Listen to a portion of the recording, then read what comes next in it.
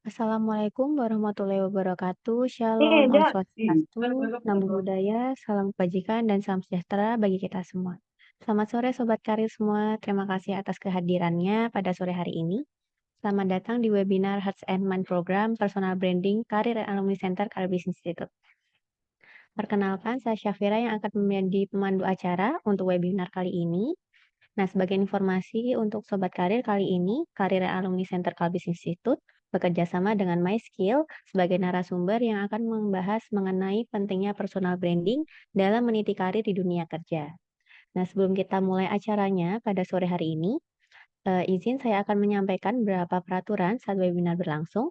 Yang pertama, mohon teman-teman untuk bisa rename atau mengganti nama Zoom-nya menjadi nama underscore universitas atau institusi. Lalu teman-teman juga dimohon untuk bisa mute atau mematikan mikrofonnya selama acara berlangsung. Jadi teman-teman nanti bisa unmute kembali atau menyalakan mic saat sesi tanya jawab dengan narasumber. Lalu teman-teman juga bisa on cam kameranya dengan virtual background yang telah kami share di kolom chat ataupun di email sebelumnya. Dan untuk sesi tanya jawab nanti teman-teman bisa raise hand sebelum menyalakan mic. Dan bagi teman-teman yang ingin mendapatkan sertifikat untuk link dan evaluasi presensi akan dibagikan di akhir acara. Jadi dimohon teman-teman untuk stay di webinar sampai akhir acara. Nah, untuk selanjutnya kita langsung saja perkenalan dengan narasumber kita pada sore hari ini, yaitu dengan Ibu Rahmalia Rudoturohmah selaku HR konsultan dari MySkill yang sudah berpengalaman mungkin kurang lebih dari 5 tahun di bidang human resource. Nah, mungkin tanpa berlama-lama lagi dan Ibu Rahmalia sudah hadir ya, kita sapa dulu untuk Ibu Rahma. Selamat sore, Bu. Selamat sore, Mbak. Halo, Oke. suara saya Ya, masuk nggak, Mbak? ya suaranya masuk, Bu. Baik, jika sudah, mungkin waktu dan tempat kami persilahkan untuk Bu Rahmalia. Silahkan, Bu. Oke, halo. Selamat sore, Assalamualaikum warahmatullahi wabarakatuh. Selamat sore, teman-teman. Kalau suara saya kurang jelas, bisa langsung komen di kolom chat ya. Barangkali nanti suaranya putus-putus atau memang kurang jelas gitu ya.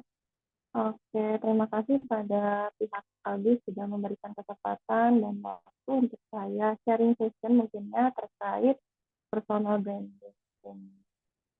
Saya mau coba di share screen ya. Oh, gitu. Uh,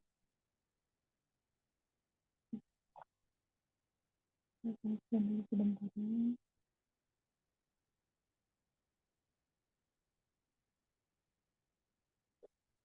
Oke, sambil menunggu sudah masuk ya screen-nya.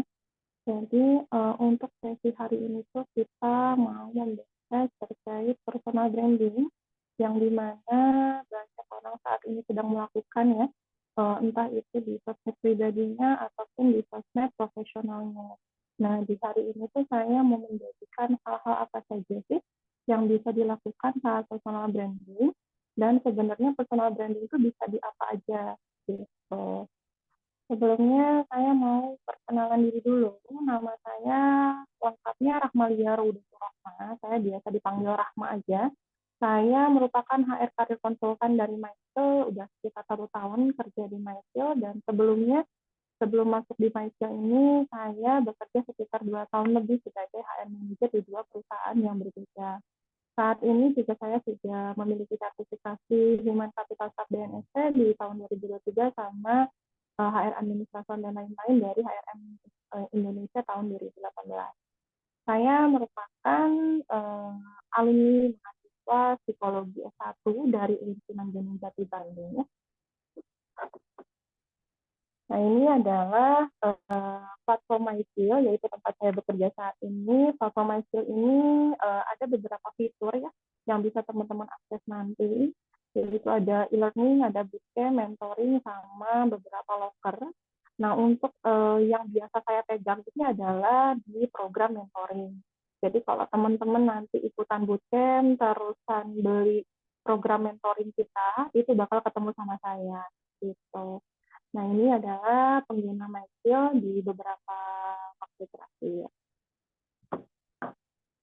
Oke, ya sebelum kita tahu apa itu atau cara-cara personal branding, mungkin saya mau menjelaskan dulu ya, apa sih sebenarnya personal branding ini?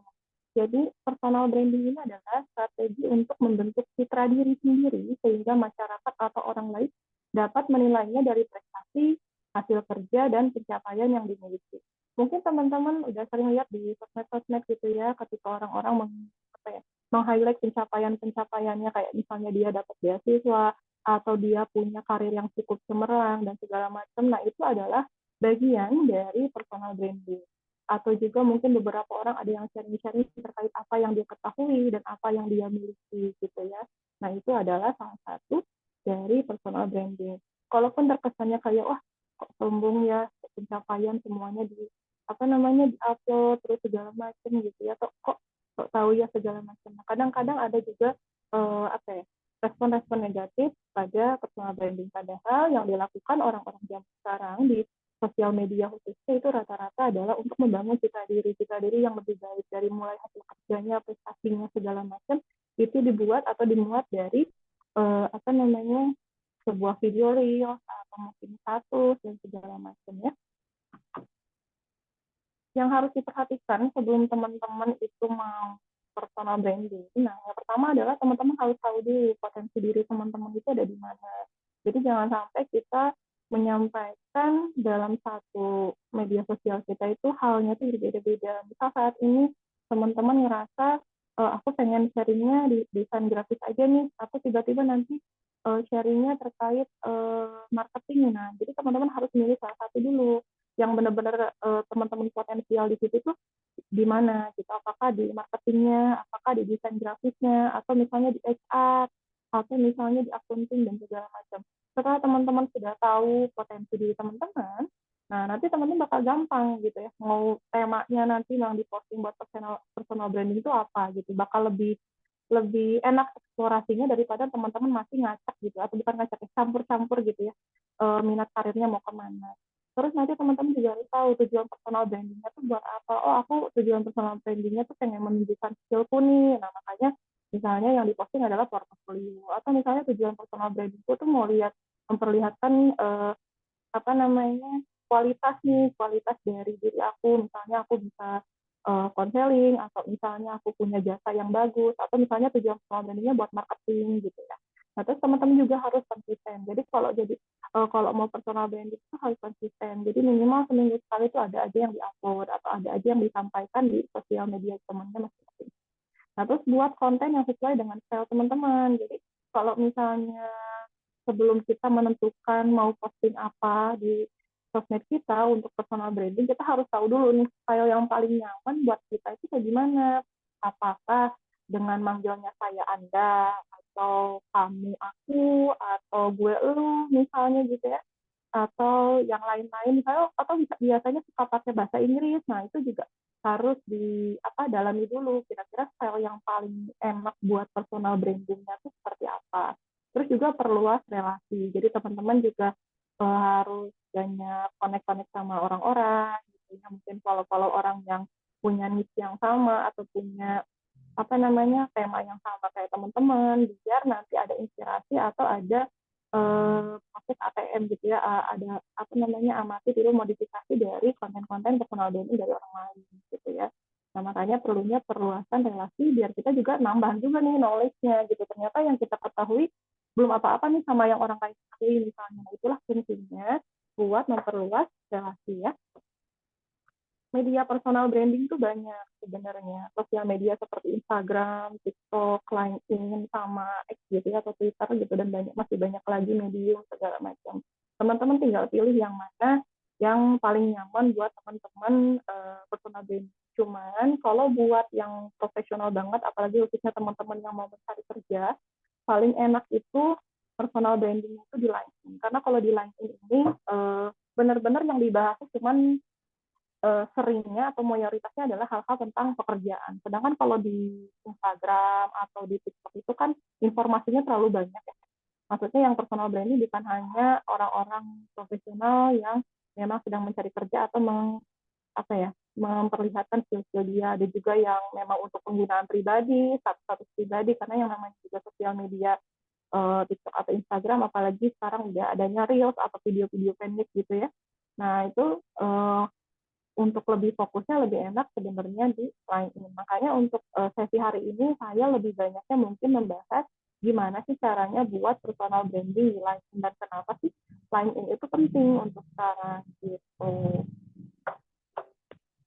Nah, LinkedIn optimisasi, jadi sebelum kita mulai personal branding atau posting-posting terkait apa yang kita miliki atau yang kita ketahui, ada baiknya kita mengoptimisasi dulu atau melengkapi hal-hal yang ada dalam LinkedIn kita. Pertama kita lihat di sini ada tampilan awal. Tampilan awal di sini ada foto, moto profesional, laman profil gitu ya.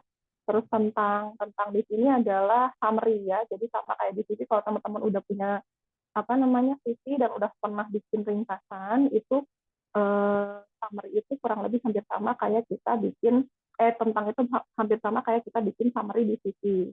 Terus ada aktivitas. Nah, ini adalah media untuk personal brandingnya. Lalu ada informasi pribadi, keahlian, rekomendasi, sama di fitur kan.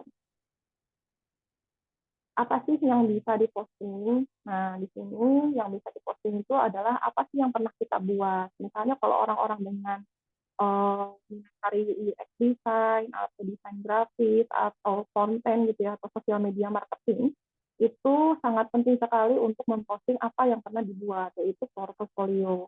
Apa yang diposting boleh langsung slide medianya aja ya, jadi langsung di-upload aja slide medianya. Terus apalagi yang bisa diposting itu yang kita suka, terkait minat karir. Jadi kalau teman-teman udah punya nih minat karirnya kemana, contohnya tadi UX atau misalnya digital marketing nih yang lagi sering dibahas atau data analis nih.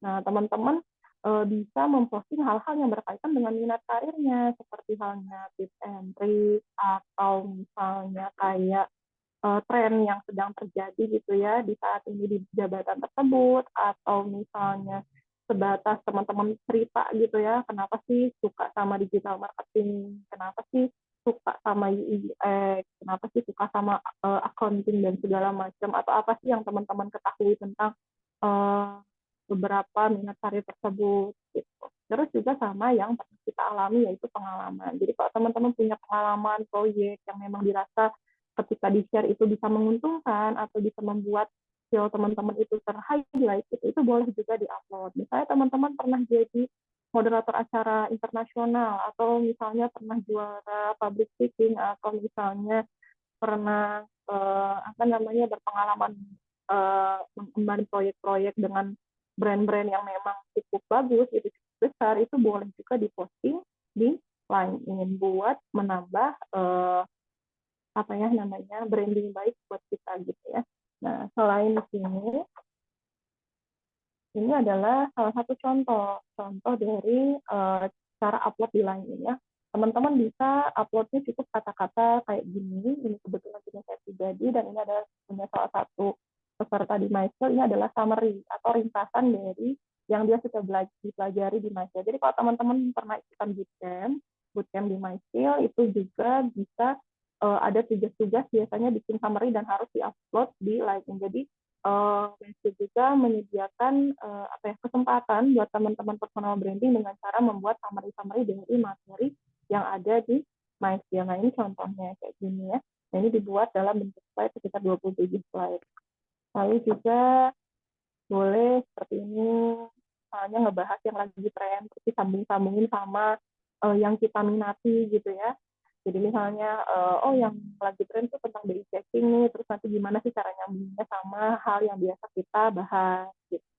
Terus juga ini adalah pengalaman-pengalaman terkait yang pernah saya lakukan. Nah, teman-teman juga bisa nih, kalau ada pengalaman-pengalaman event yang dirasa memang bisa menjadikan teman-teman atau bisa meng-highlight skill teman-teman, boleh di-upload seperti ini dalam LinkedIn. Nah, saya mau membahas beberapa hal, langsung kita ke LinkedIn-nya ya. Mungkin kita sorry.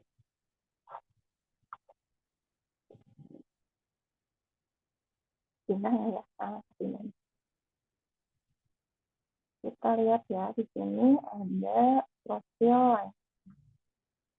Kalau teman-teman belum buat, boleh coba buat dulu dan melengkapi minimal profil intinya dulu. Profil intinya itu biasanya adalah pengalaman pendidikan tentang motor profesional dan lain-lain. Nah, itu minimal teman-teman udah lengkapin itu, maka itu udah cukup bagus. Nah, apalagi kalau ditambah yang direkomendasikannya gitu. Area agak lagi.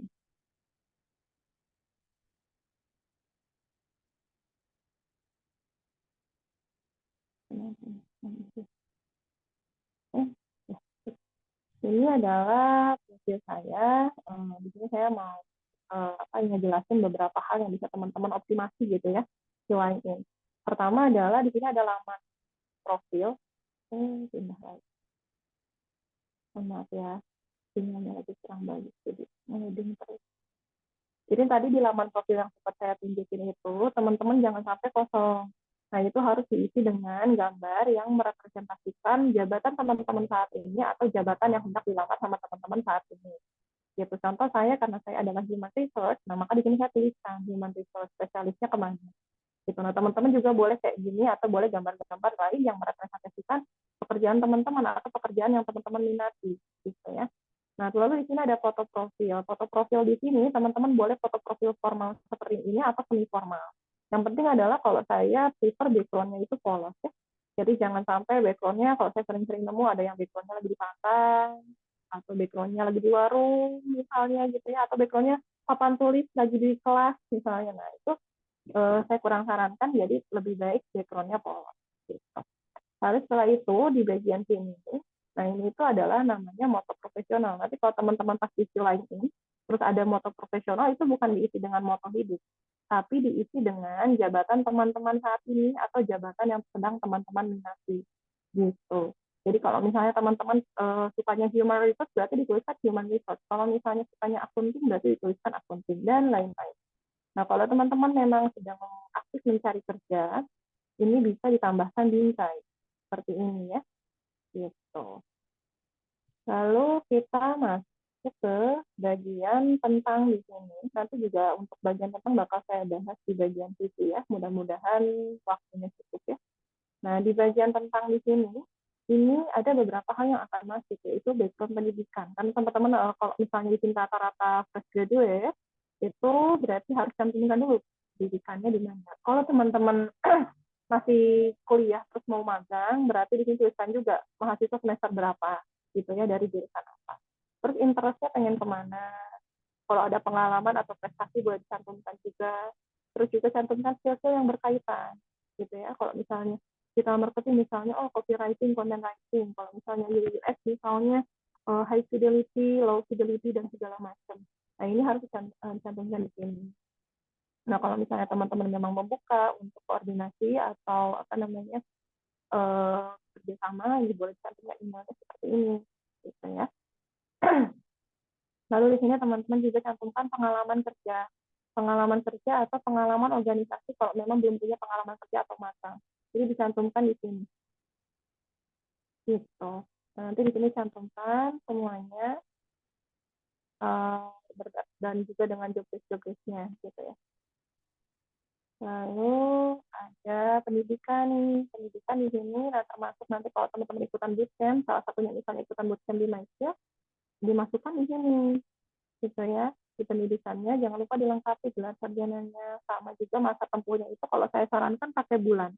Jadi jangan hanya tahunnya saja, karena kalau misalnya tahunnya aja tidak kelihatan ya tepatnya berapa lama gitu.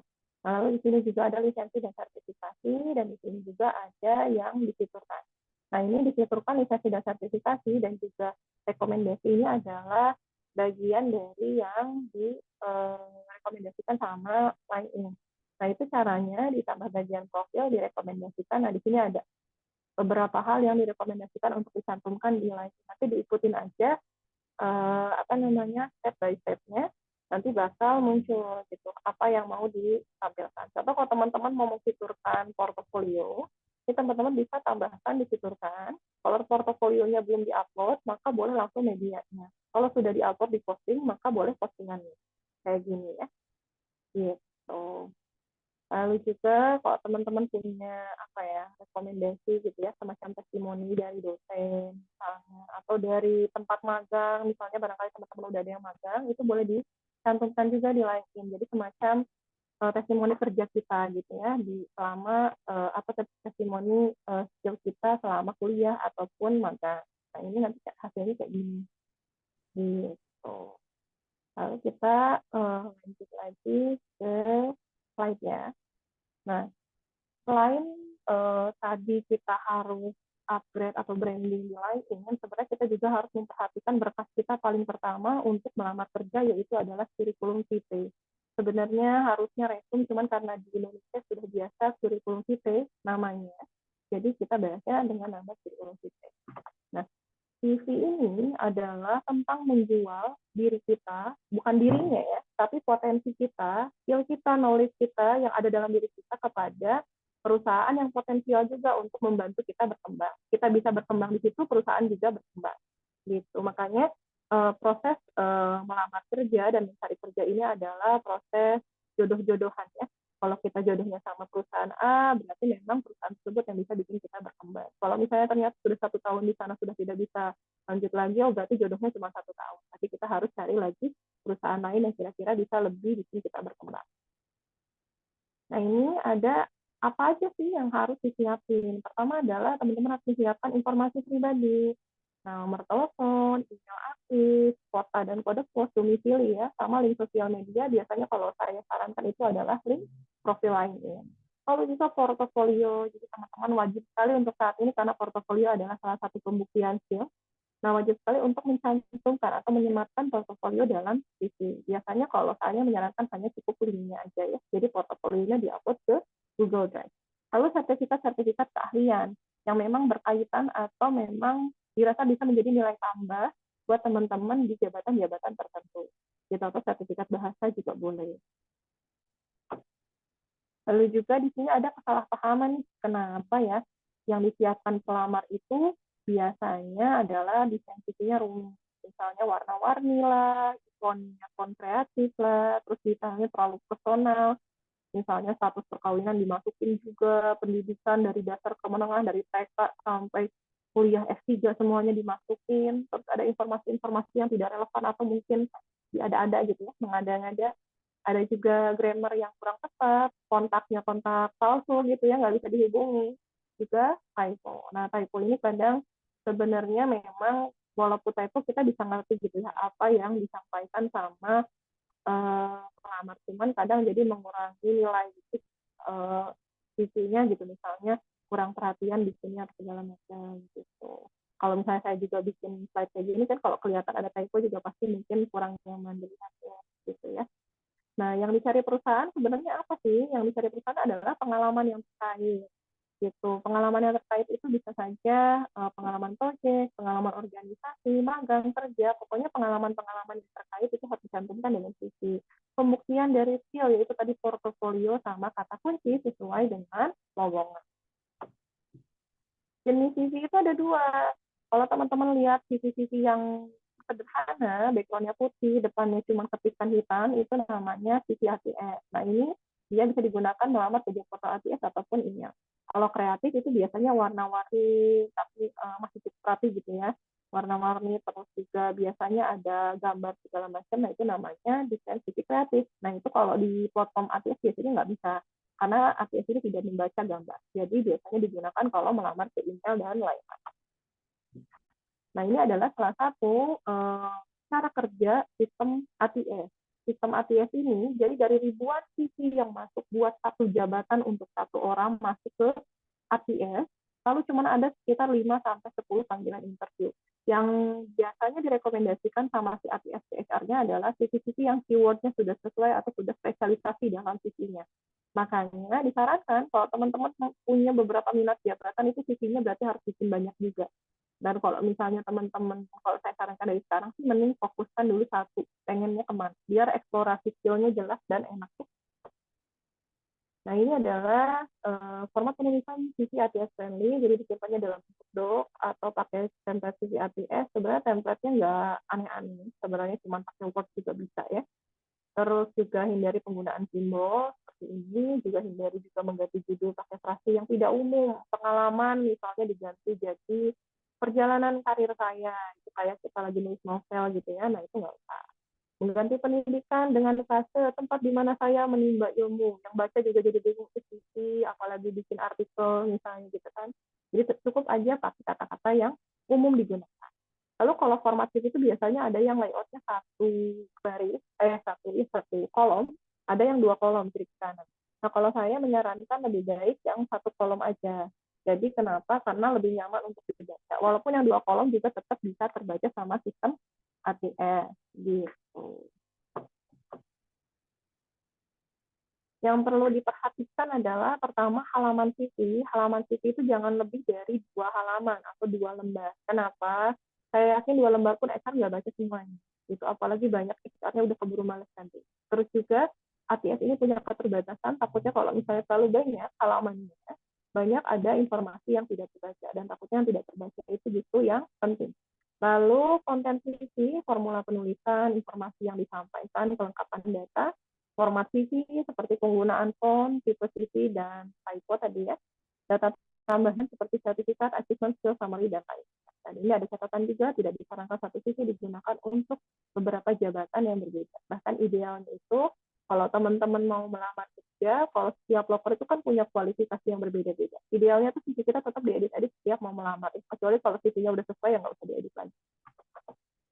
Gitu. Lalu kita ada konten CV di sini. Konten CV-nya di sini informasi pribadi itu biasanya disimpan di paling atas. Kadang-kadang ada juga yang suka nyimpan informasi pribadi itu di bawah. Padahal informasi pribadi adalah hal yang paling pertama dicari. Maka disimpanlah di atas. Yaitu nama, alamat email, nomor telepon, domisili, kota dan kode pos aja sama link sosmed dan link portofolio biasanya di atas ya. Link sosmed ini adalah link profil LinkedIn. Kecuali kalau misalnya memang di Instagram atau TikTok-nya atau misalnya Twitter-nya ada portofolio teman-teman boleh di-share. Tapi kalau misalnya sosmednya hanya penggunaan pribadi, saya sarankan untuk tidak dicantumkan dalam CV ya, karena nanti dicek gitu. Nanti takutnya ada persona efek atau halo efek gitu.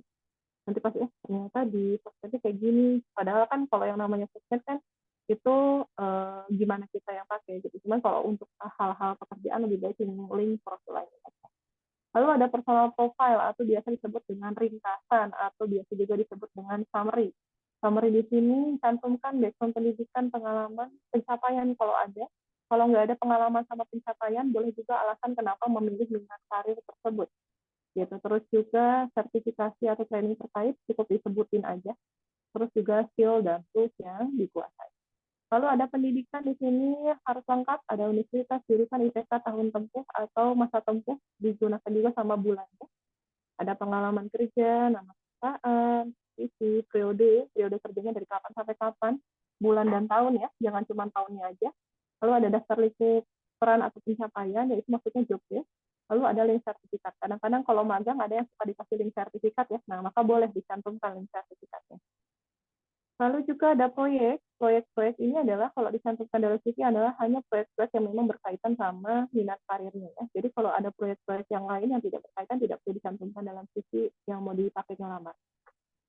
Nah ini kalau contoh penulisannya sebenarnya hampir sama kayak kita nulisin pengalaman kerja ya. Ada posisi, periode, daftar lingkup peran atau pencapaian. Lalu ada juga keahlian dan penghargaan. Nanti dituliskan aja nama keahliannya sama penghargaannya spesifik. Lalu juga tahun penghargaannya sama link sertifikat gitu ya. Kalau keahlian juga kalau ada sertifikasi tertentu juga harus pakai link sertifikat, boleh di hyperlink, boleh dicantumin langsung.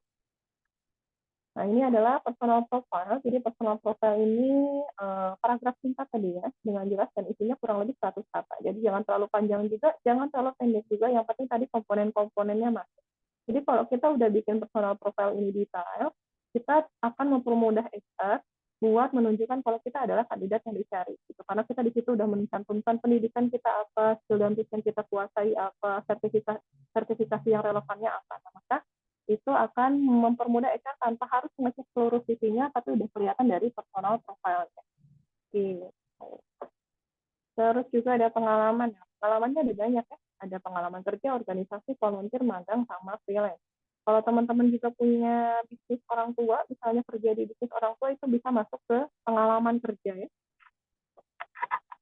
Ada achievement. Achievement di sini juga yang dicantumkan, itu adalah hanya achievement yang memang relevan sama minat karirnya.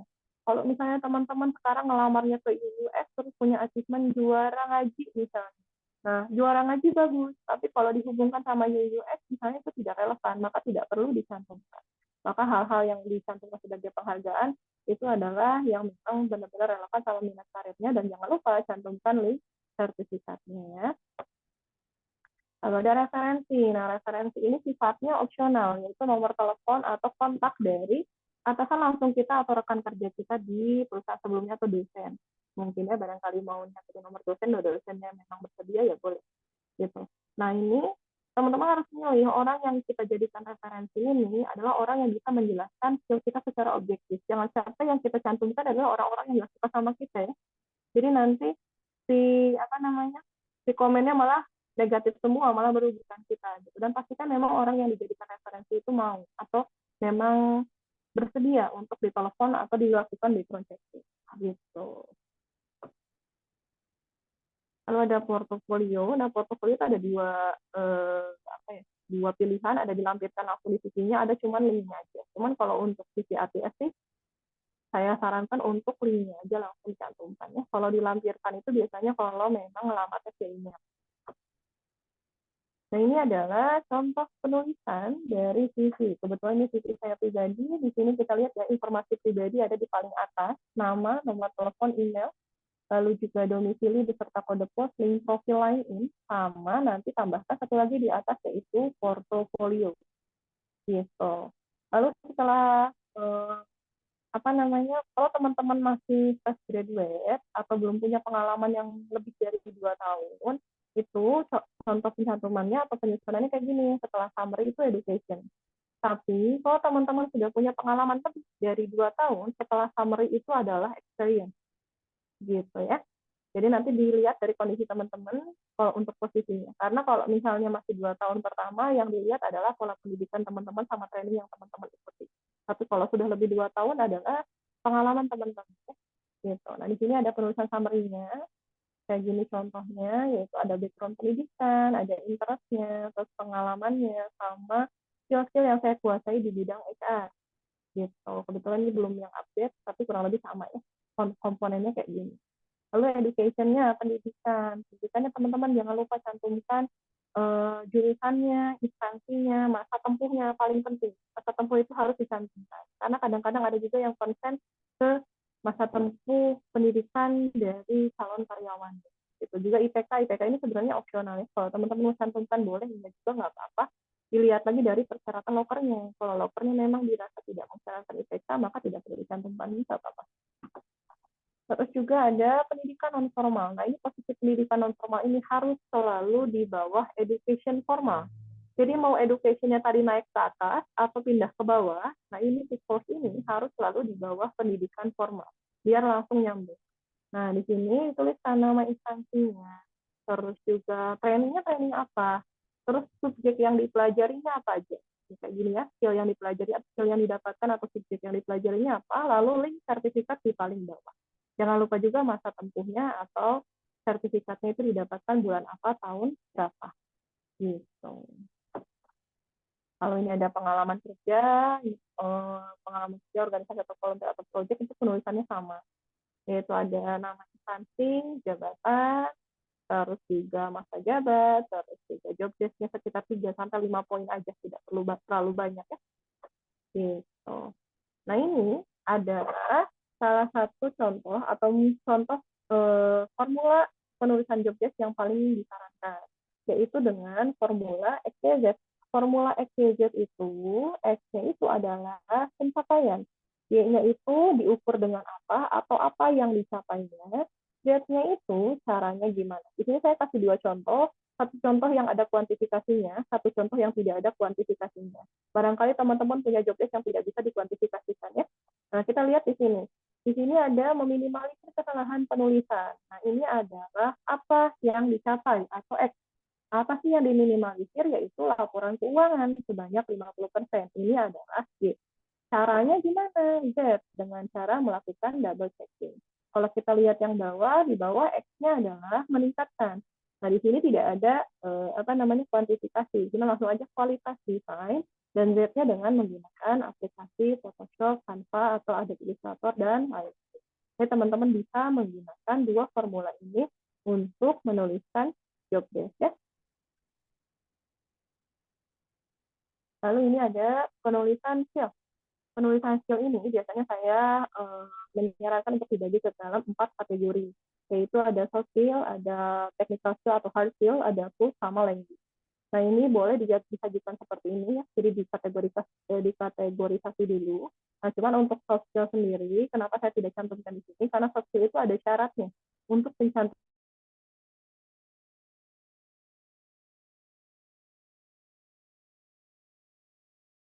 punya skill yang seperti itu gitu, misalnya kayak skill problem solving, leadership dan lain-lain. Dan yang kedua adalah memang disyaratkan oleh perusahaannya gitu ya. Jadi membutuhkan skill-skill tersebut untuk bekerja. Maka ketika misalnya nanti interview, kalau misalnya teman-teman tidak punya bukti otentik untuk apa namanya skillnya, seperti halnya sertifikasi, teman-teman boleh kasih study case. Misalnya teman-teman di sini cantumin skill leadership. Nah, nanti pas wawancara teman-teman jelaskan skill leadership itu teman-teman dapatkan dari mana dan kejadian apa atau kegiatan apa yang menggambarkan leadershipnya teman-teman. Misalnya lagi organisasi, jadi ketua dan segala macam ya. Dan ini adalah pengalaman lain-lain speaker. Ini boleh cantumin, boleh enggak, itu bebas ya. Ini adalah contoh penulisan skill yang salah. Sebenarnya ada banyak, tapi ini salah satunya. Ada juga yang suka pakai persentase, ada juga yang pakai bar gitu ya, kayak bar sinyal. Terus ada juga yang pakai pi gitu ya. Nah, tapi itu semuanya adalah contoh penulisan skill yang salah. Skill yang benar adalah yang tadi saya cantumkan di sebelumnya. Dan untuk pencantuman level skill itu harus didasari oleh sertifikasi yang teman-teman punya. Jadi kalau misalnya teman-teman mau nyantumin English terus expert misalnya, itu harus didasari oleh sertifikasi yang teman-teman miliki. Misalnya teman-teman dapat TOEFL berapa ratus, misalnya gitu, yang memang menunjukkan kalau itu adalah expert gitu. Nah kalau teman-teman nggak punya sertifikasi tersebut, maka tidak perlu mencantumkan level. Cukup di list aja, misalnya ya. Ini adalah contoh CV yang kurang bagus. Ini adalah contoh CV kreatif. Oh ini belum pindah di ini.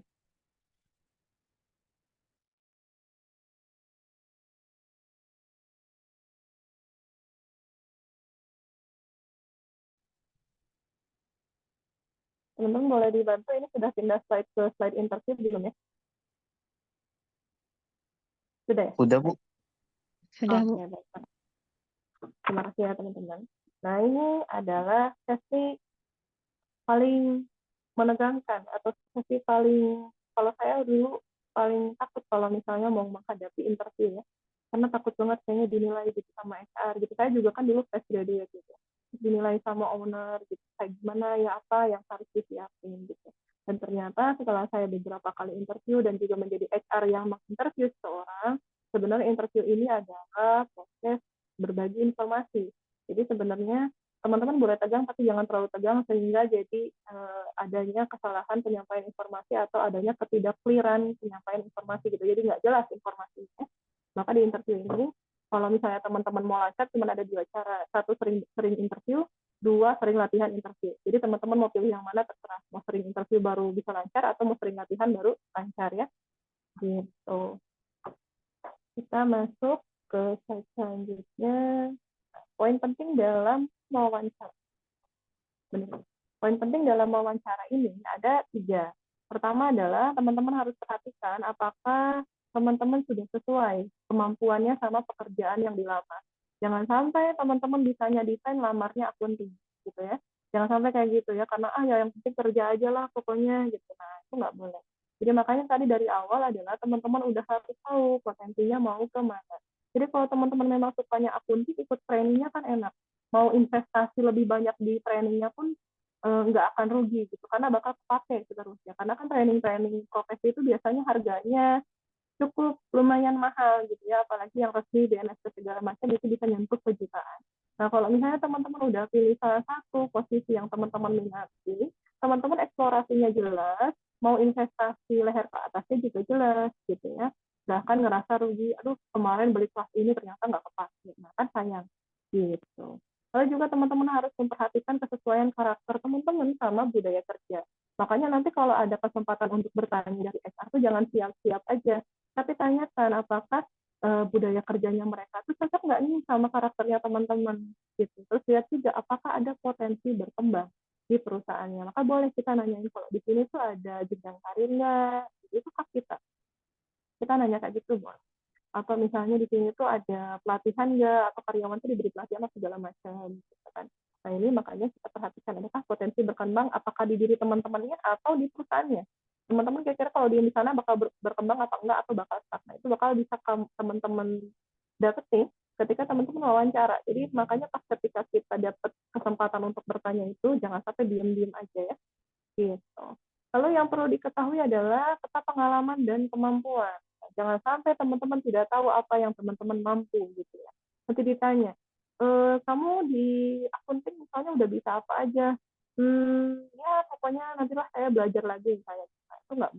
Kita harus kasih tahu apa yang udah kita pahami, apa yang sudah kita kuasai gitu. Oh iya, saya di akunting ini mampu membuat laporan keuangan bulanan, mingguan, misalnya. Mampu membuat laporan pajak atau mampu membuat laporan piutang dan segala macam. Itu harus disampaikan sedetail mungkin biar mereka HR-nya jadi sadar, oh ternyata kemampuan yang dia miliki udah cocok nih sama kualifikasinya dan memang benar-benar dibutuhkan sama perusahaan gitu ya. Lalu kita juga harus tahu pekerjaan yang dilamar itu kerjanya ngapain aja gitu. Dan teman-teman ngelamar ke data analis atau marketing misalnya. Kamu tahu nggak marketing misalnya kerjanya ngapain aja? Ya pokoknya mah jualan aja bu, jualan. Nah itu kan berarti jawaban dasar atau jawaban yang kurang jelas. Teman-teman harus presentasikan seperti apa pekerjaan marketing. Oh, marketing itu adalah salah satu tombaknya perusahaan, Bu. Karena kalau misalnya marketing tidak ada tuh, perusahaan tidak akan running. Karena dari itu, makanya marketing harus mampu begini, begini, begini, begini, begini, gitu. Dan juga kita harus tahu perusahaan yang kita mau lamar ini perusahaan apa. Jangan sampai nanti ditanya, apa yang kamu ketahui tentang perusahaan kami? Aduh, pas saya belum searching, baru dengar sih nama perusahaan Bapak misalnya. Nah, jangan sampai kayak gitu ya. Sebisa mungkin kita searching gitu ya. Kalau sekarang-sekarang sih udah banyak perusahaan yang punya website. Jadi kita, apa namanya, elaborasi yang ada di websitenya, lihat istilahnya sejarahnya, core produknya gitu. Kalau saya sih sarankan ada 3 hal yang harus diperhatikan. Pertama adalah industrinya. Industrinya perusahaan itu industri apa. Yang kedua adalah sudah berapa lama perusahaan itu bergerak. Yang ketiga adalah core produknya apa. Tiga poin aja teman-teman itu tahu itu udah enak buat nyampein ya. Gitu. Jenis wawancara ada berapa? Ada 2. Ada HRD, ada user. Yang tahap awal itu biasanya sama HRD. Tahap awal CV itu menggali informasi dasar, tapi kadang-kadang nggak menutup kemungkinan ada pertanyaan-pertanyaan yang teknikal di wawancara HRD ya. Tapi biasanya cuma dasar aja. Terus juga pengenalan perusahaan sama melihat karakter dan kepribadian. Makanya biasanya di pertanyaan HR ini suka ditanyain kelebihan dan kekurangan atau bagaimana kamu melihat diri kamu, apa sih kekuatan kamu dan segala macam, karena itu mau melihat karakter dan kepribadian, apakah karakter dan kepribadian teman-teman cocok sama perusahaannya gitu, karena ada beberapa perusahaan yang mensyaratkan beberapa karakter yang tidak diterima, misalnya orang yang mudian misalnya itu mereka nggak mau gitu ya. Lalu user, nah user ini yang nggak ketebak wawancaranya mau kayak gimana yang bakal dikasih sama user. Kalau HRD sih kurang lebih palingan ya pertanyaan biasa aja gitu, kurang lebih ya selama yang saya alami gitu. Tapi kalau user itu bisa macam-macam, bisa tiba-tiba nanti dites gitu ya, apalagi kalau yang jabatannya jabatan apa ya kayak accounting, data analis, kadang-kadang langsung dites saat itu juga. Atau juga kadang nanti dikasih tadi kasih, atau juga langsung live coding, atau dikasih PR gitu kan, atau juga wawancara terkait detail-detail yang ada dalam skill atau tools yang teman-teman gunakan. Misalnya kalau di data analis pakai aplikasi apa aja nih, misalnya, oh pakai Python, pakai SQL, pakai Excel, itu nanti ditanya sampai ke dalam-dalamnya, sampai ke akar-akarnya. Python-nya kamu bisanya ngapain aja, kalau misalnya saya pengen data ini, kamu gimana nih cara step by step-nya, nah yang kayak gitu-gitu teman-teman harus siapin. Jadi jangan sampai teman-teman jawab nggak tahu, minimal tahu cangkangnya dulu atau dasarnya. Jadi nanti kalau misalnya, apa yang kamu ketahui tentang Python? Oh, yang saya ketahui saat ini tentang Python adalah begini, begini, begini, begini. Gitu ya. Terus misalnya dia menanyakan ada hal yang teman-teman nggak tahu. Nah, maka teman-teman sampaikan lagi untuk saat ini yang saya ketahui baru sampai segini. Tapi kalau misalnya dari Bapak Ibu misalnya menyediakan atau kesempatan untuk saya belajar lagi, saya insya Allah misalnya mampu. Tapi itu harus ditepati ya, gitu. Terus kalau wawancara HRD apa aja yang dibahas? Ada perkenalan tentang diri tadi ya, terus kelebihan dan kekurangan. Nah, perkenalan tentang diri ini biar jadi impresi awal yang baik sama seperti kita nulisin summary. Pertama kita sebutkan otomatis nama ya, nama saya A, saya merupakan lulusan dari Universitas X jurusan Z. Saya saat ini kenapa melamar ke perusahaan Bapak atau melamar ke jabatan ini adalah karena bla bla bla. Di jabatan ini kalau sudah punya pengalaman atau prestasi, saya sudah punya pengalaman bla bla bla bla. Dan skill-skill yang saya miliki saat ini adalah ABCD, tools yang saya kuasai adalah ABCD. Hal ini dibuktikan dengan, nah pentingnya punya portofolio begitu ya. Nah, nanti kalau misalnya wawancaranya online, hal ini dibuktikan dengan portofolio yang sudah saya buat. Bapak Ibu bisa akses di link ini kalau misalnya wawancaranya online. Kalau wawancaranya offline, berarti Bapak Ibu bisa melihat di portofolio yang teman-teman print. Jadi kalau saya menyarankan untuk print portofolio teman-teman 1-5 halaman gitu ya, buat ditunjukkan setelah kita ngomongin aku punya skill ini. Nah, ini buktinya gitu kan, enak ya. Lalu setelah itu teman-teman juga boleh menceritakan kegiatan-kegiatan yang memang relevan atau sertifikasi-sertifikasi yang teman-teman punya di jabatan tersebut gitu. Lalu ada kelebihan dan kekurangan. Untuk kelebihan dan kekurangan ini, pertama kuncinya adalah kelebihan itu diusahakan relevan sama minat karir. Kalau kekurangan diusahakan tidak berkaitan sama minat karirnya gitu. Jadi contoh kalau saya ngambil misalkan data analis. Data analis, apa sih yang dibutuhkan sama data analis adalah ketelitian misalnya. Nah, boleh teman-teman bilang, kelebihan saya adalah saya orang yang attention to detail. Hal ini dibuktikan dengan kasus tadi kasus gitu. Waktu saya organisasi, saya karena detail akhirnya menemukan ini atau mencegah ini misalnya gitu ya. Lalu kalau untuk kekurangan, nah jangan sampai tadi udah bilang kelebihannya adalah attention to detail, ternyata kekurangannya adalah ceroboh. Nah itu kan jadi tidak balance ya. Tidak katanya detail tapi ceroboh misalnya. Nah makanya cari kekurangan yang lain. Ya, boleh mungkin kalau yang tidak berhubungan sama data analis mungkin public speaking misalnya. Kelemahan saya untuk saat ini adalah saya belum mahir atau belum terlalu bagus dalam public speaking. Namun, kalau kekurangan ini harus disertai dengan improvementnya. Namun, walaupun begitu, saya selalu menyiapkan diri lebih awal kalau misalnya saya mau presentasi atau mau bertemu dengan orang-orang penting agar tidak ada misinformasi. Gitu. Lalu kita ada alasan bergabung di sini. Di sini alasan bergabung adalah teman-teman harus menyelaraskan pengalaman skill dengan pekerjaan. Nah, kalau bisa juga teman-teman bisa mengangkat nilai personal yang sama dengan nilai perusahaan gitu. Jadi misalnya biasanya kan kalau perusahaan di website suka ada ya visi misinya apa. Nah, gitu terus dirasa bisa teman-teman apa ya? Sambung-sambungin gitu ya sama nilai teman-teman, boleh diceritain contoh misalnya kenapa nih kamu mau melamar di sini atau kenapa sih kita harus nerima kamu, itu tujuan jawabannya sama. Nah teman-teman bisa jawab dengan oke, kenapa saya harus terima di sini adalah pertama saat ini saya sudah memiliki skill A, skill B, skill C, skill D yang dimana skill tersebut dibutuhkan oleh perusahaan dan sesuai dengan kebutuhan, sesuai dengan demand-nya perusahaan. Dan juga saya juga memiliki nilai personal yang sama dengan perusahaan. Kebetulan perusahaan ini adalah menjunjung tinggi nilai kejujuran dan saya juga memiliki nilai yang sama. Nah, saya rasa dengan nilai yang sama dan juga skill yang sudah saya miliki saat ini, saya bisa bekerja dengan baik di perusahaan Bapak Ibu. Gitu ya. Jadi teman-teman nanti cantumkan atau satukan antara nilai personal sama pengalaman atau skill yang teman-teman udah miliki. Lalu ada pengalaman situasi sulit, ini bisa dipakai metode STAR, nanti dijelasin lebih jelas nanti di belakang. Lalu juga ada prestasi yang membanggakan. Jadi kadang-kadang ada ya, suka ditanyain, apa sih pengalaman terbaik dalam hidupmu? Nah itu biasanya dia akan menanyakan prestasi yang teman-teman banggakan. Maka setelah teman-teman mencantumkan apa nih prestasinya, jangan lupa cantumkan juga step by step-nya bagaimana teman-teman bisa mencapai prestasi tersebut.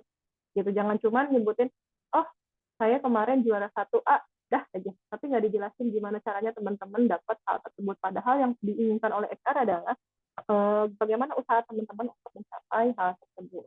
Nah ini adalah wawancara karakter, di sini ada pemahaman pekerjaan, tadi udah seperti jelasin ya, kurang lebih sama.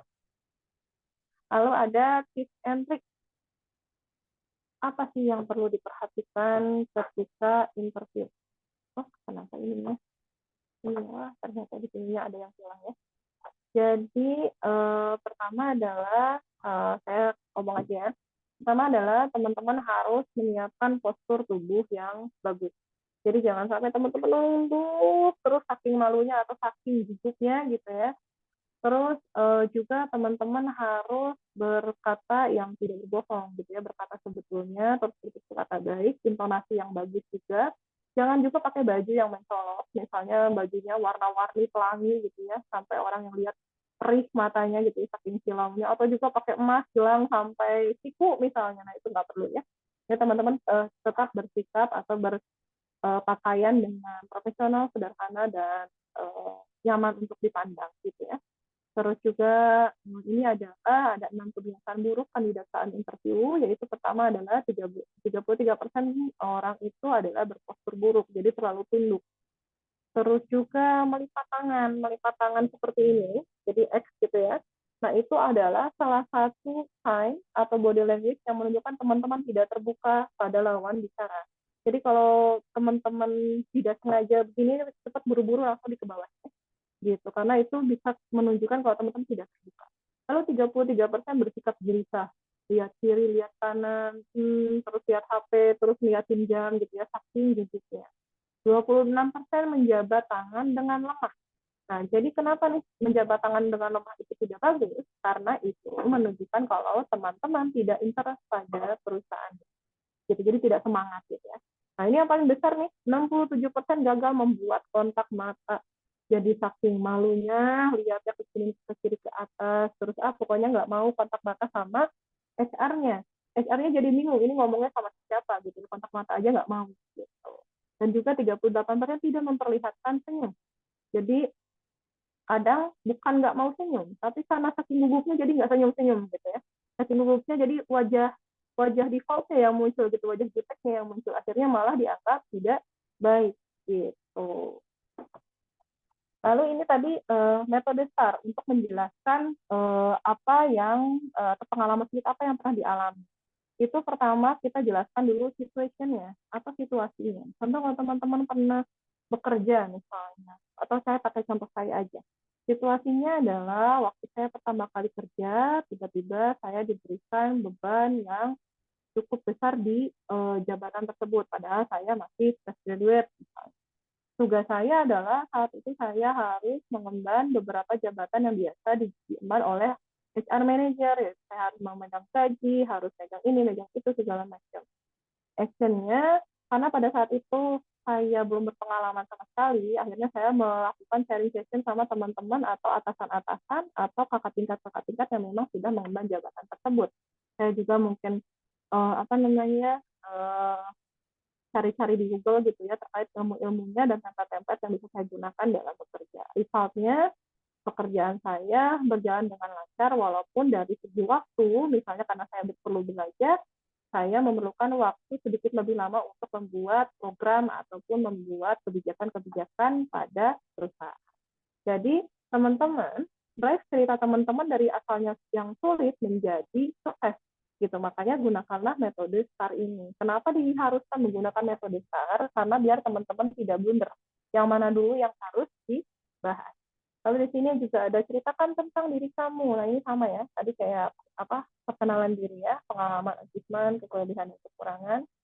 Apa alasan melamar di posisi ini? Tadi juga udah dijelasin. Kontribusi ini boleh teman-teman jual program yang teman-teman pernah lakukan atau program yang akan dilakukan. Lalu juga, nah ini, kenapa resign dari pekerjaan yang sebelumnya?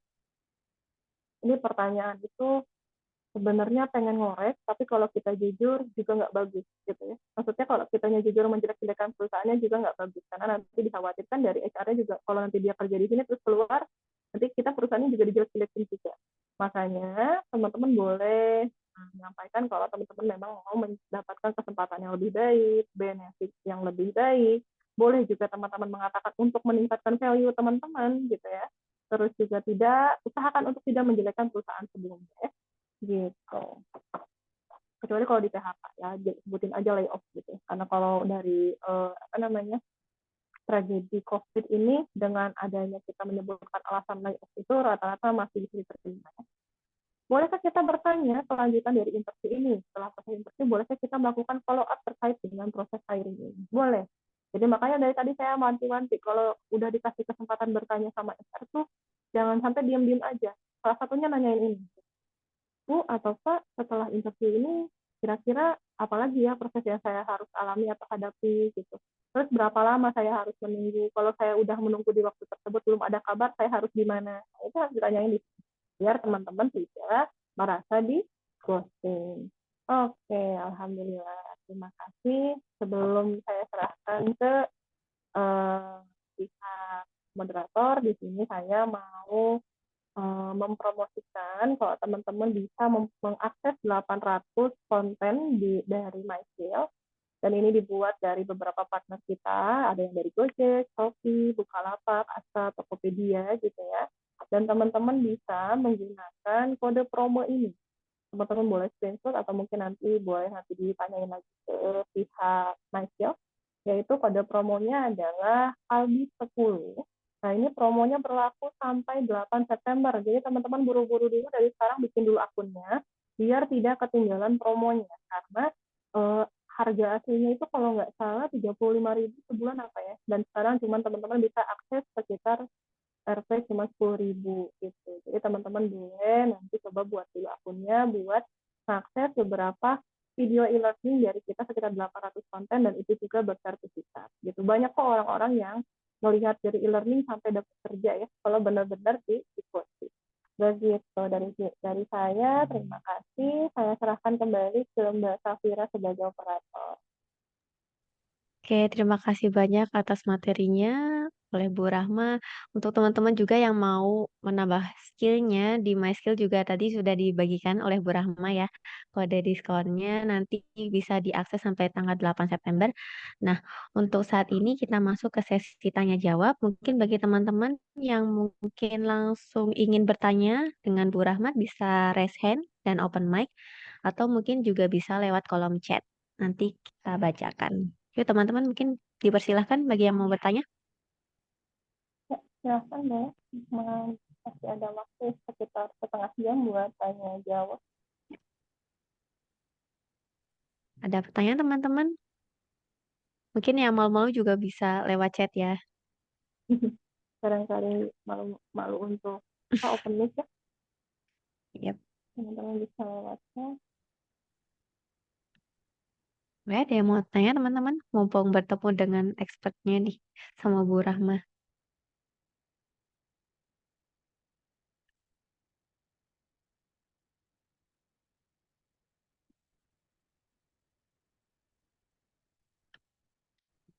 Ada teman-teman yang mau langsung bertanya?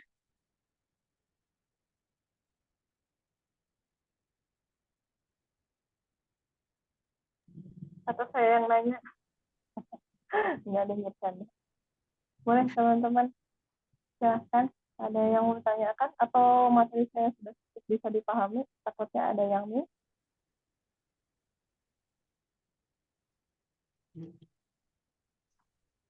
Oke, Oh, ini ini ada yang di chat Bu dari Kak Jess.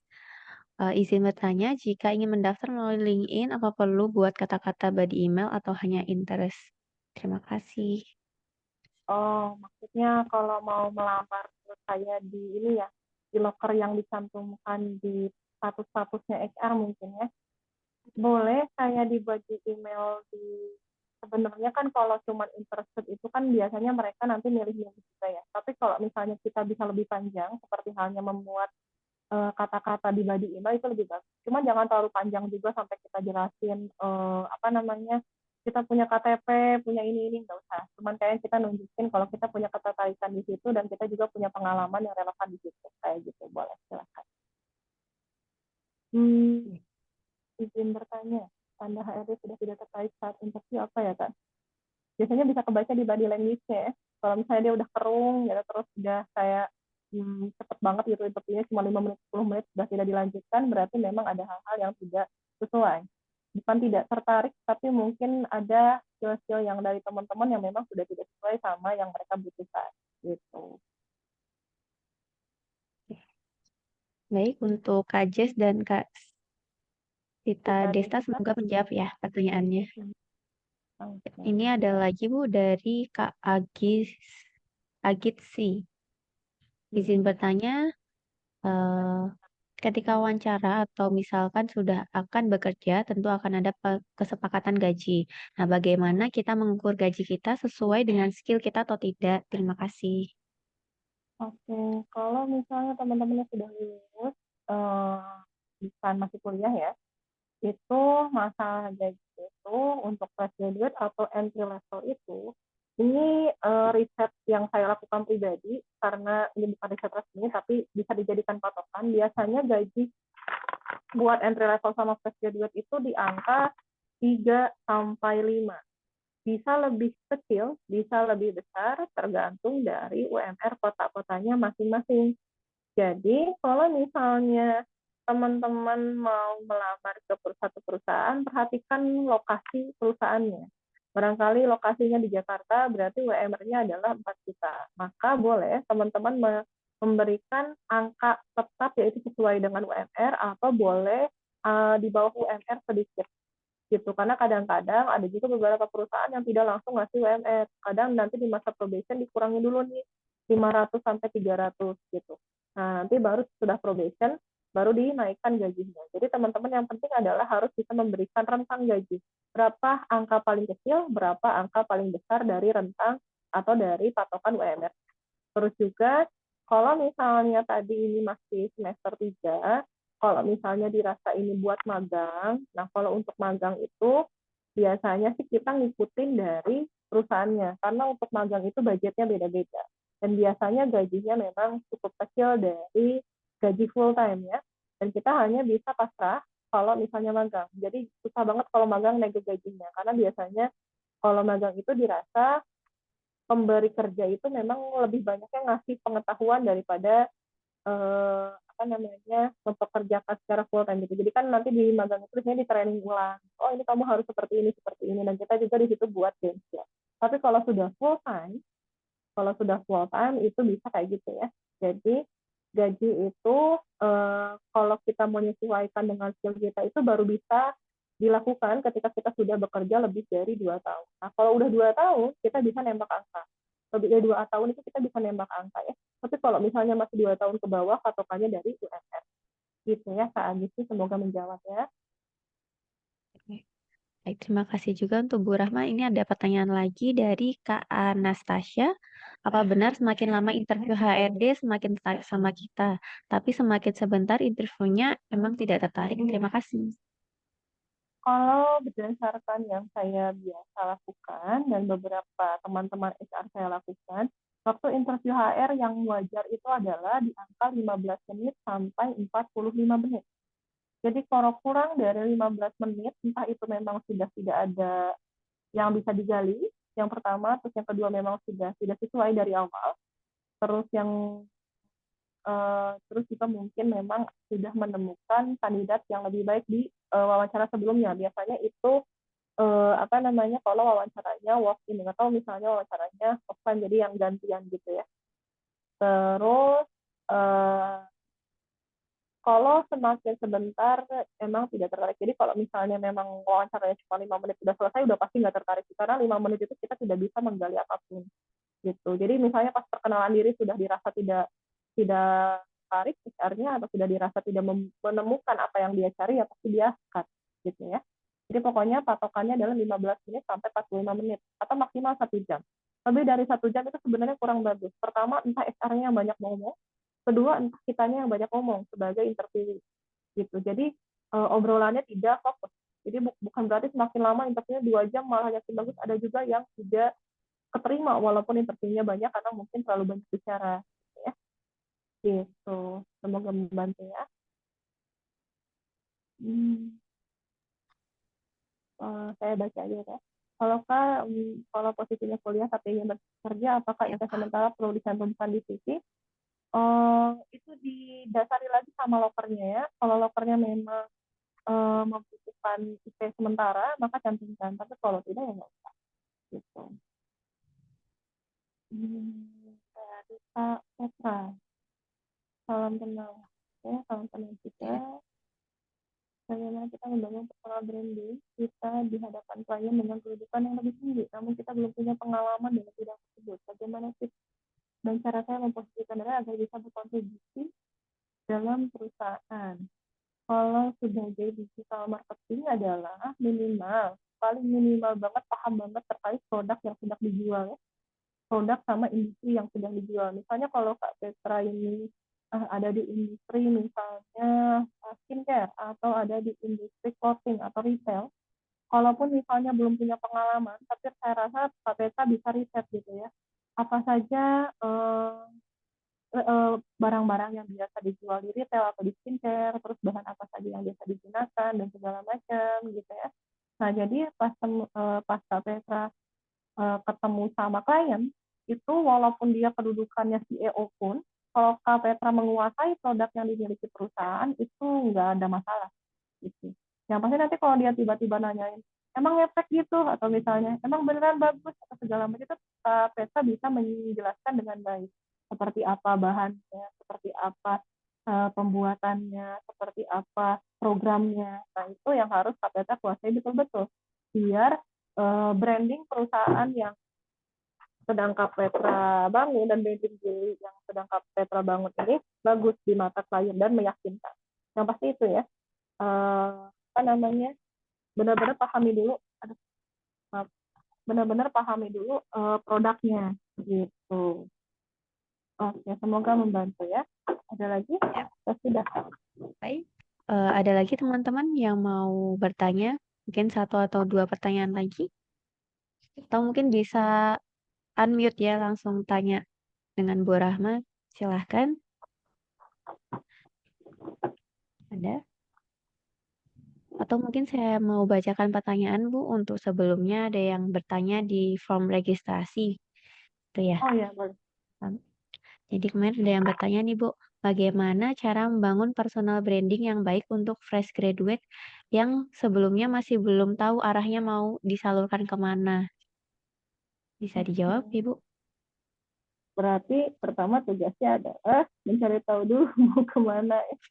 Gitu karena eh, kalau kita mau personal branding tapi kita belum tahu apa yang mau kita iklankan istilahnya gitu ya, kita bakal bingung mau bikin niche-nya atau kontennya seperti apa. Tapi kalau kita sudah tahu kita mau kemana, misalnya mau ke HR atau misalnya mau ke apa namanya digital marketing misalnya tadi kayak Kak Petra. Nah, kita enak elaborasinya, kita enak risetnya, kita enak juga buat personal branding. Jadi itu PR paling pertamanya adalah harus tahu dulu minimal dari kuliah sekarang nih. Kalau misalnya kuliah sekarang emang benar-benar sudah diminati, berarti yang didalami ya jurusan yang kuliah sekarang gitu. Saya sekarang jurusannya marketing nih, oh berarti personal brandingnya coba mengenai marketing dulu gitu. Nah, nanti kalau ke depannya ternyata ada penggantian apa namanya nih gitu ya atau tema dari brandingnya mungkin bisa dipikirin nanti. Jadi kalau untuk sekarang-sekarang mungkin boleh yang sesuai dengan ini dulu ya, background pendidikan dulu. Gitu, Kak. Oke, berarti pesan buat teman-teman yang fresh grad ya bisa menentukan jenjang karirnya mau diarahkan kemana, seperti itu ya Bu ya? Betul. Itu bisa didapatkan nanti dari teman-teman. Emang kadang ada yang nyobain dulu semuanya gitu, ikutan training ini ABCD baru dapat yang mana yang di apa minati. Tapi itu paling paling gampang kita tahu benar-benar minat sama itu sama satu jabatan atau tidak itu adalah setelah kita pelajari hal tersebut, kita selalu pengen mengelaborasi lebih dalam. Misalnya, udah tahu nih cara bikin desain yang baik di Adobe Photoshop itu seperti apa, atau Adobe Illustrator itu seperti apa, tapi tetap pengen elaborasi lagi gimana sih caranya biar lebih beda, atau gimana sih caranya biar lebih baik. Nah, kalau udah ada kayak gitu, berarti teman-teman memang minatnya di situ. Tapi kalau udah belajar terus udah aja, nggak elaborasi lagi, kayaknya sih baru baru suka doang gitu. Hmm. Gitu Berarti aja. bisa dicatat ya untuk teman-teman. Nah, ini ada Kak Anastasia lagi Bu bertanya, apa mungkin kan semester akhir kerja dan apakah HRD tertarik? Kalau magang sih banyak ada yang cari, tapi kalau full time, pertama harus pastikan dulu kegiatan semester akhirnya tidak mengganggu kegiatan kerja. Terus yang kedua adalah memang dari apa namanya? Sebentar ya, suami saya pulang. Kan ini dari lokernya memang mengizinkan gitu ya, atau dari perusahaannya mengizinkan untuk karyawannya masih kuliah. Karena ada beberapa perusahaan juga yang memang tidak menerima karyawan yang sedang kuliah karena dirasa takutnya mengganggu proses bekerja. Gitu. Tapi kalau magang sih biasanya harusnya bisa, karena biasanya rata-rata minimal semester terakhir atau fresh graduate baru lulus ya, gitu. Boleh lanjut. Oke, ini ada dari Kak Hilmi. Halo, perkenalkan saya Hilmi Firdaus dari Komputer Indonesia. Izin bertanya, Bu, setelah masa probation 3 bulan, apakah ada kemungkinan untuk di PHK, Bu, jika tidak beradaptasi atau berpengaruh dengan salary yang ditentukan setelah probation? Oke, ada. Ada kemungkinan untuk PHK. Makanya nanti ketika teman-teman masuk kerja itu bukan berarti teman-teman sudah bebas sore akhirnya kerja juga, tapi teman-teman harus apa namanya, melakukan pembuktian yang sudah dilakukan atau yang sudah disampaikan ketika interview. Nah, biasanya di offering sebelum bekerja itu di situ adalah proses negosiasi. Nah, teman-teman harus tanyakan pertama apakah ada target pengerjaan di 3 bulan pertama. Terus yang kedua adalah setelah masa probation ini, seperti apa yang dinyatakan tidak lulus dan seperti apa yang dinyatakan lulus. Dan lalu juga ditanyakan apakah setelah masa probation ada kenaikan gaji gitu. Jadi memang hal-hal seperti ini tuh kadang miss sama orang-orang yang baru kerja karena saking senangnya udah keterima kerja akhirnya nggak diperhatiin gitu ya, hal-hal yang seperti tadi. Makanya di awal kerja teman-teman tuh udah harus benar-benar aware targetnya tuh kayak gimana nih, orang-orang perusahaan tuh ekspektasinya ke karyawan baru tuh kayak gimana gitu. Misalnya kalau marketing dulu saya sempat megang sales gitu ya. Nah, perusahaan itu memberikan kebijakan kalau masa probation 3 bulan ini harus tembus 100 juta. Minimal 80 juta. 80 juta itu dipertimbangkan untuk lanjut, 100 juta itu udah pasti lanjut. Tapi kalau di bawah 80 juta, berarti otomatis dikat. Gitu. Nah, itu harus ditanyakan. Tapi biasanya beberapa perusahaan menyampaikan hal tersebut di masa offering ya. Gitu. Lalu juga untuk salary juga biasanya disampaikan sama perusahaan, nanti udah masa probation kamu naik gaji sekian. Gitu. Tapi ada juga yang memang harus ditanyain lagi karena mungkin dari merekanya belum ada peraturan saklek. Seperti itu Kak Hilmi ya. Oke, semoga menjawab ya untuk pertanyaannya dari Kak Hilmi. Nah, mungkin masih ada lagi yang bertanya. Kalau tidak, mungkin kita sudahi untuk sesi tanya jawab ini. Namun sebelumnya kita bisa on cam teman-teman untuk foto bersama. Ini mohon maaf ya, saya tidak bisa pakai background Ya, apa akun oke erat teman-teman isinya yang lain. Ya, siap nggak apa.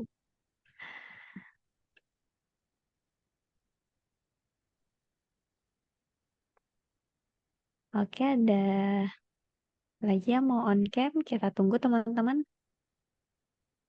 Yuk, silakan on cam bersama. Dia akan kita foto.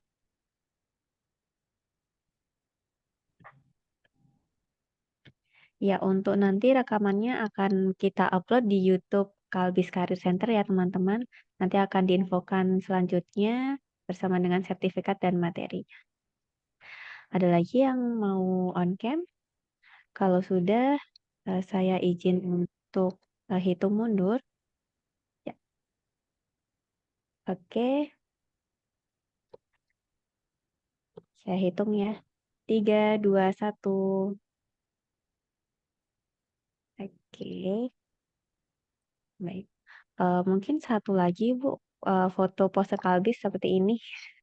Boleh diikuti gitu. teman-teman yang lain. Mana sih? Kayak gimana Kak? Tanda centang di bawah dagu.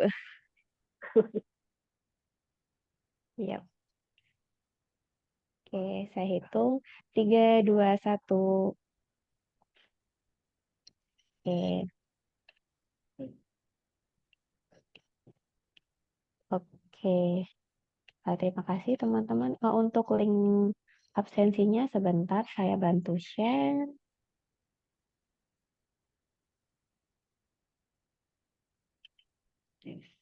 Mungkin untuk dari Bu Rahma sebelum menutup acara pada sore hari ini, bisa memberikan pesan dan untuk teman-teman semua yang mungkin akan lulus atau fresh grade atau yang sedang baru mencari pekerjaan nih, tentang personal branding. Silahkan Ibu.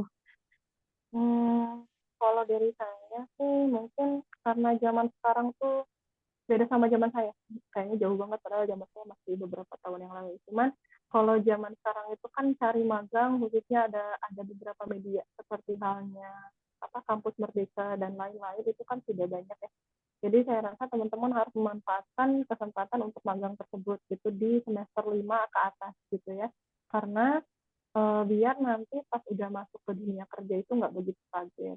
Terus juga banyak-banyak pelatihan interview juga ya, gitu sama banyak-banyak edit-edit CV-nya biar lebih optimal. Paling gitu aja sih Kak, mungkin dari saya sekian. Terima kasih juga teman-teman yang sudah bertanya dan sudah saling berdiskusi di sesi hari ini. Kalau misalnya teman-teman memang mau ada pertanyaan lanjutan, nah, boleh teman-teman nanti hubungi saya via LinkedIn dengan nama Rahmalia Rudoto Rohmah ya. Nah, saya ketik aja karena nama saya susah.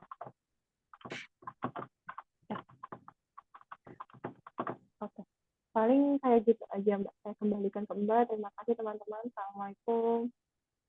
Waalaikumsalam. Baik, terima kasih atas waktunya dari Bu Rahmalia dan untuk pesannya juga pada Sobat Karir yang sudah hadir pada webinar kali ini. Nah, semoga webinar kali ini bisa memberikan manfaat bagi persiapan karir Sobat Karir ke depannya. Saya Syafira selaku pemandu acara, pamit undur diri dan mohon maaf apabila ada kesalahan satu dan dua kata. Sampai jumpa di webinar Karir and Alumni Center di acara selanjutnya dan salam hearts and mind. Terima kasih teman-teman atas waktunya. Untuk link presensi silahkan diisi, sudah bisa. Jika belum, bisa di-refresh kembali. Kami tunggu untuk linknya sampai jam 5 sore. Terima kasih teman-teman, selamat sore.